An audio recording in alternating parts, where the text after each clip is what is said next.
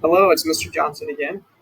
Hey, so now we're going to be talking a little bit about military, and specifically if you're interested in doing enlisting in the military after high school, or maybe even during your time in high school, this would be a great video for you to watch just to get a little bit more information in regard to that. So the first thing I want to do, once again, is just bring you to Maple Mountain's website and look at their section that they have on military service, and actually go through this with you so that you're aware of what's here. The first thing they have is just a practice ASVAB test. The ASVAB is just a test that you'll take if you're interested in enlisting. It kind of, I don't know, sets the tone for what you'll be doing during your time in the military. If you score a certain score on the ASVAB test, you'd be qualified for different jobs than if you scored a different score. Essentially, the higher you score, the more doors and opportunities you have available for you. But if you score lower on that test, then you would have less jobs that you're eligible for. So just something to keep in mind. Another interesting thing with the ASVAB test is that if you don't score the way you want to the first time you take it, you can retake it, but you do have to wait a month before you're able to retake it. And then if you still don't score exactly how you want to the second time around, you have to wait, I think it's 3 months before you take it the next time. So that's something to consider, especially if you're looking to enlist right out of high school.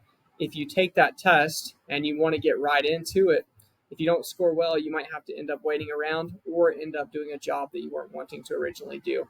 So it's something that it would be nice to actually do some practice with beforehand, and that's why this link is here for you if you need it. Another thing that's here on their website is they actually have some military forces contact information.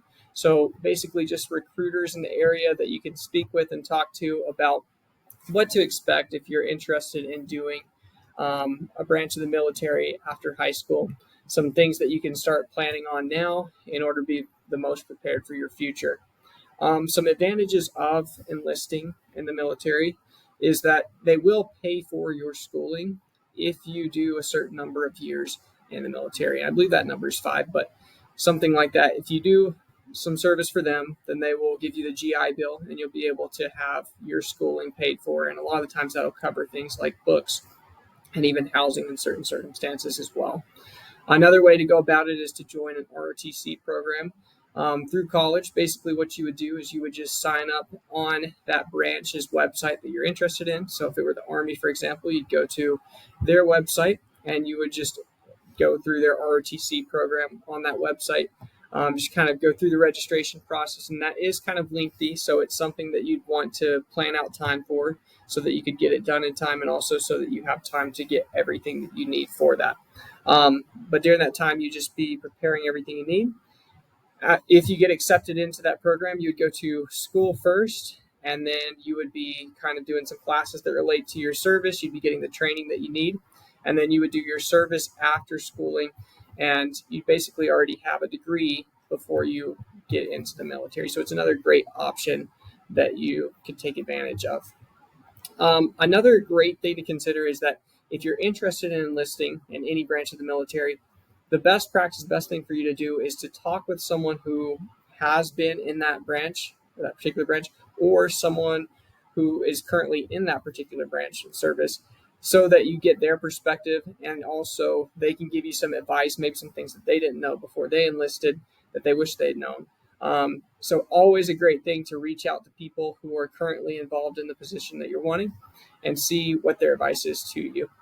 And then beyond that, if you have any questions or you need any help while you're in high school, you can talk to your school counselors and we can help you to get more information, kind of point you in the right direction. But then right here on the website, like we said, you have that military forces contact information as well.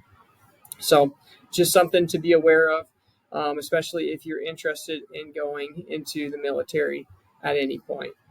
And then one other thing that I want to mention is that one other option you have is that if you enlist in the National Guard during your junior year of high school, you can actually have that year and then your senior year count towards your service. You'll basically just do some training during the summers so that you're kind of getting your training along the way. You can also potentially earn college credit that way as well, so that you're farther ahead in your 6 years or however many years you sign up to enlist for.